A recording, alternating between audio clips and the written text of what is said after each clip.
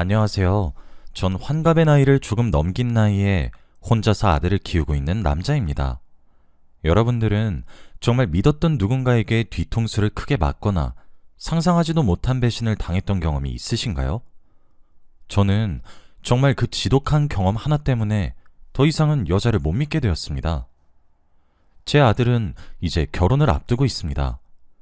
본인이 새로운 가정을 꾸려서인지 제게 자꾸 재혼을 권유하며 좋은 여사님을 만나라고 슬며시 부추기는데, 글쎄요, 제가 아직도 그때 받은 배신감을 털어내지 못해서 그런지 자꾸만 예전 일이 떠올라서 너무 괴롭네요. 그래서 저도 이제 묵은 감정을 훌훌 털어보내고 싶어 이렇게 사연을 보내게 되었습니다. 전 어렸던 시절부터 모범생이었습니다. 정말 교과서에 나올 법한 그런 모범생이요. 친구들과 어울리기보다는 혼자 책상에 앉아서 책을 보는 것을 더 즐겼어요. 공부가 제게는 정말 좋은 친구였거든요. 친구를 사귀려면 공통점이 있어야 하는데 저 같은 아이들은 제게 또 다른 경쟁자로 다가왔기 때문에 사귈 마음도 없었어요. 하지만 그게 불편하게 생각되진 않았습니다. 실제로 도서관에서 책을 빌리는 것이 제게는 더 소득이 있는 일이라 여겼었거든요. 혼자였던 저를 너무 좋아했었던 것 같아요. 외롭지도 않아 했었거든요. 그러다 보니 당연히 성적이 좋을 수밖에 없었습니다. 앉아서 책만 보고 있으니 성적이 좋을 수밖에요. 그래서 전 학창시절 내내 전교 1등의 자리를 놓쳐본 적이 없어요. 그때는 전교 학생들을 다 합치면 몇백 명이 웃을 정도로 사람이 많았잖아요. 전 그렇게 부모님의 어깨를 으쓱하게 만드는 자랑스러운 아들이었습니다. 하지만 문제는 제가 대학에 입학을 하면서 겪게 되었습니다. 저는 당연히 우수한 성적으로 우리나라의 가장 최고의 대학에 입학을 하게 되었어요. 대학에 가니 사람들과 어울리는 것도 어찌 보면 스펙을 쌓을 수 있는 길 중 하나더라고요. 친구들을 사귀어야 했고, 술자리도 가야 했고, 함께 모여서 발표를 해야 했고, 그런 것들이 제게는 정말 어렵게 느껴졌고 힘겹게 느껴졌습니다. 이제껏 해보지 못한 일들이라 그런지 너무 힘이 들고 진이 다 빠지더라고요. 매일매일이 너무 스트레스의 연속이었습니다. 누군가 그때 그랬어요. 군대 가면 사람이 달라진다고 말이에요. 그래서 바로 입대를 신청했습니다. 그 말이 정말인 것인지 그렇게 합숙 생활을 군대 시절 내내 하다 보니 어느 정도 저에게 눈치란 것이 생기긴 하더라고요. 군대라는 특수한 경우여서 제가 배울 수 있었던 것 같기도 합니다. 그렇게 저는 전역을 했고 복학을 했었죠. 그때부터는 저 아닌 다른 누군가와 무엇을 함께 한다는 것이 그리 어렵게 느껴지진 않게 된 것 같아요. 그렇게 하나둘씩 제게 필요한 스펙을 쌓았고 전 졸업 이후에 좋은 외국계 기업에 취직을 하게 되었습니다. 아무래도 외국계 기업이라 그런지 근무 환경도 조금 한국 사회에 비해 자유로운 편이었어요. 당시에 청바지를 입고 출근을 해도 복장 지적을 당하지 않을 정도였거든요. 그리고 성과만 어느 정도 보장이 된다면 복지도 괜찮았습니다. 그렇게 저는 학업도 직업도 회사도 모든 토끼를 다 잡았어요. 하지만 제가 하나 잡지 못한 토끼가 있었죠. 그건 바로 연애였습니다. 사회생활은 그래도 어찌저찌 잘 해나갈 수 있었는데 여자를 만나는 것은 여간 쉬운 일이 아니더라고요. 중간중간 저를 좋다고 따라다녔던 여자들이 몇몇 있었지만 제게는 부담처럼만 느껴졌었거든요. 그래서 자연스럽게 아무도 안 만나게 되더군요. 제가 점점 나이를 먹어가며 결혼 정년기의 나이가 되어가자 저희 부모님은 그제서야 걱정을 하기 시작하셨습니다. 그 전까지는 제가 학업에만 열중하고 이러는 모습을 자랑스럽게 여기셨었는데 결혼할 나이가 되어가니 여자를 좀 만나고 다니라며 저를 아주 들들 볶기 시작하셨죠. 근데 그게 어디 제 맘대로 되는 일인가요? 부모님 말씀을 제가 들은 채도 하지 않으니까 부모님은 선자리를 자꾸 가져오셨습니다. 이러다간 제가 결혼을 못하고 평생 혼자 살 거라고 생각을 하셨나 보더라고요. 부모님 등살에 못 이겼던 것이 반, 저도 점점 결혼을 해야 한다는 조급함이 또 반. 전 그렇게 수십 번의 선자리에 나갔습니다. 그러다 현재 이혼한 아내를 만나게 되었어요. 편의상 아내라고 칭하도록 하겠습니다. 아내는 학벌도 직업도 그렇게 좋은 편은 아니었습니다. 그런데 제가 아내를 선택했던 이유는 정말 착하고 고운 심성, 그것 하나였어요. 저는 교회에 다니고 있었는데 하루는 신앙심이 깊은 여자분이 새로 오셨습니다. 저의 엄마 눈에 들었고 그렇게 선을 보게 된 것이죠. 그렇게 만나게 된 아내는 참 조용하고 여성스러운 성격을 가지고 있었습니다. 항상 말을 할 때도 조근조근하게 차분하게 말을 했고 조신한 그런 매력이 있었어요. 전형적인 현모양처 아내처럼 말이에요.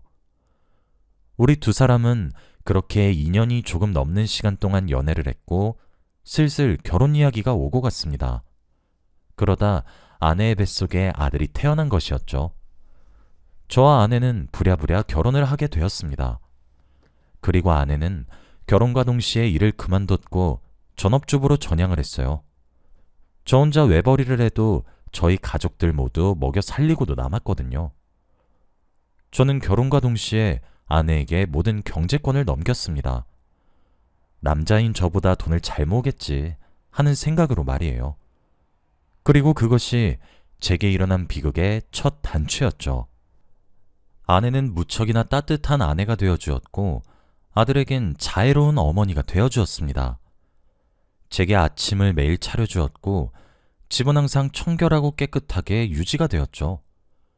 출근을 하는 아침마다 아내는 현관문까지 따라 나와 제게 뽀뽀를 해주며 배웅을 하기도 했고 점심에 먹을 도시락도 정말 갖가지의 기술을 더해 파는 것처럼 종종 싸주기도 했어요. 야근을 하는 날에 아내가 도시락을 싸서 오면 정말 어깨가 으쓱했죠. 결혼을 정말 잘했다고 느꼈던 순간이 정말 하루 이틀이 아니었어요. 저희 부모님께도 어찌나 잘하는지 어머님, 아버님 하며 생글생글 웃고 그러는데 너무 예뻐 보였습니다. 우린 그렇게 단란하고 화목한 가정을 꾸리게 되었고 둘째도 곧 가질 수 있게 되었습니다. 저는 너무 행복하다고 스스로 생각했고 그렇게 믿었어요. 전 제 인생이 그렇게 완벽하게 살고 있다고 한치의 의심 없이 믿었습니다. 결혼 생활의 문제는커녕 너무 행복해서 탈이었죠. 그래서 그런지 제게 모든 것을 맞춰주는 아내가 제게 경제권을 요구했을 때 별다른 생각 없이 덜컥 준 것 같아요. 이렇게 잘 맞춰주는 아내가 설마 다 날려먹을 거라고는 생각도 상상도 저는 전혀 하지 못했거든요. 그런데 어느 날이었습니다. 그날은 주말이어서 그런지 조금 늦잠을 잤어요. 저희 부부가 사용하던 침대에서 제가 누운 쪽에 작은 협탁이 하나 놓여 있습니다. 그런데 거기엔 정말 눈여겨보지 못하면 보이지 않을 정도로 아주 작게 빼꼼 튀어나온 쪽지가 하나 있었어요. 포스트잇에 적은 글이었어요. 전 당신의 아내와 방금도 뜨거운 사랑을 나눴습니다. 그리고 이 관계는 5년이 넘도록 이어지고 있어요. 귀여운 캐릭터가 그려진 포스트잇 속에 담겨진 내용은 상상조차 하지 못했던 충격적인 내용이었습니다. 저는 본능적으로 제가 목격한 그 쪽지를 숨겨야 된다고 생각했습니다. 아내는 눈치조차 못 챈 것 같았죠. 처음엔 정말 아내가 제게 심한 장난을 치는 것인지 고민이 많이 되었습니다.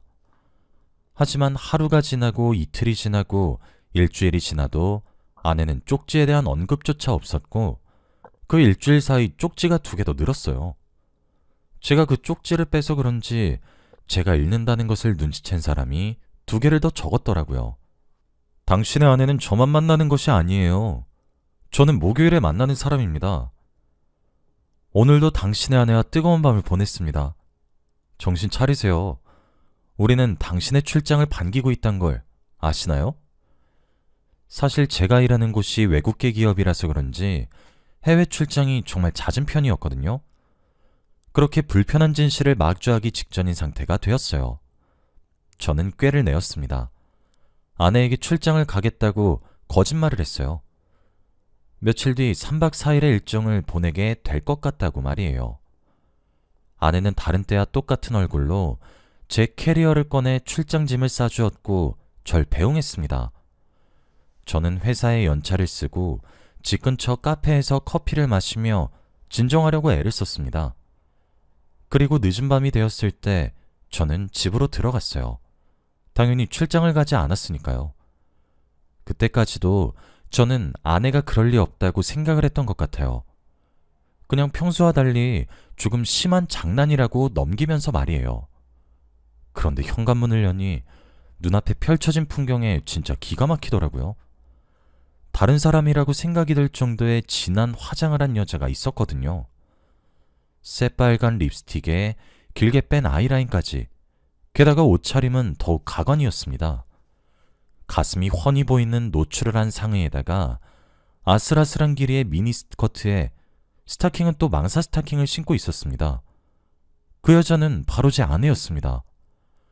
아내의 옷차림에 놀라 자빠지기도 전에 제가 더욱 놀란 이유는 아내가 그런 차림을 하고 20대 초반으로 보이는 청년인 남자에게 폭 안겨 있더라고요.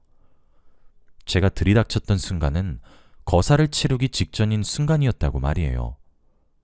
아내는 갑자기 들어온 저를 보고 너무 놀랐던 건지 돌처럼 굳었고, 그 청년도 마찬가지였어요. 저는 가만두지 않겠다는 생각이 들었고, 그와 동시에 제 아들과 딸이 생각났습니다. 아이들이 설마 이 꼬라지를 이제껏 보면서 자란 건가 하는 마음에 말이에요. 다행히도 아내도 양심은 있었던 건지 아이들은 친정에 맡겼더군요. 전 항상 신기했어요. 저희 회사가 출장이 정말 잦거든요. 짧게 다녀와야 2박 3일 또는 3박 4일 수준이고, 사실 한 달이 넘도록 머물러야 하는 경우도 왕왕 있었습니다. 그런데 제 직장 동료들은 아내들이 출장이 너무 잦다고 투덜거리고 그런다고 하더라고요. 하지만 제 아내는 출장이 있다고 하면 제게 고생이 많다고 오히려 걱정을 해주면서 항상 건강을 먼저 챙기라고 했었어요. 저는 그게 제가 없는 사이 집에 남자를 끌어들여서 놀아날 생각에 제 출장을 반겼을 거라곤 감히 상상조차 못하고, 제 아내가 정말 따뜻한 사람이라고만 생각을 했던 거였죠. 제가 아이들의 방문을 열어서 아이들의 존재를 확인한 사이 그 청년은 그 틈에 아내를 버리고 도망을 쳤더군요. 화가 폭발한다는 느낌이 바로 그런 것이구나 했습니다. 아내는 바로 무릎을 꿇었습니다. 제게 손을 싹싹 빌면서 미안하다고, 홧김의 실수였다고 횡설수설 변명하기 시작했어요. 현모양처라고 철석같이 믿었는데 애들까지 내팽개치고 진짜 미친 건가 싶었어요. 근데 그런 모습을 봐도 그동안 아내가 해온 모습들이 있어서 그런지 제가 직접 목격을 하면서도 안 믿기더라고요. 그런데 비극이 거기까지였다면 얼마나 좋았을지. 당연히 제 비극은 그때부터 시작이었습니다. 싹싹 비는 아내에게 휴대폰을 가져오라고 했어요. 당연히 아내는 주지 않겠다고 버텼어요. 저는 지금 주지 않으면 여기 처가댁이고 본가고 다 불러서 한판 버리겠다고 으르렁거렸고, 버티는 아내를 거의 던지다시피 내치고 휴대폰을 빼앗았습니다. 아내는 정말 기를 쓰고 버텼고 제게 내쳐지면서도 휴대폰을 사수하려고 하더라고요. 그 몸짓에 무조건 무언가 있다고 생각을 하게 되었습니다. 당연히 제가 남자라 아내에게 힘으로 밀리지 않으니 아내를 저지하면서 휴대폰을 켰어요. 그때 아내는 거의 동물 소리를 내면서 사색에 질려 절규하며 저를 뜯어 말리려고 애썼고 절 핥히기 시작하더군요. 아내의 휴대폰은 판도라의 상자와도 같았습니다. 아내에게는 저를 제외한 5명의 남자가 있었어요. 제가 주말에는 보통 가족들과 함께 시간을 보내려고 하는 편이었어요. 평일엔 제가 일을 하는 것이 너무 바빠 아이들과 시간도 잘 못 보내고 그래서요.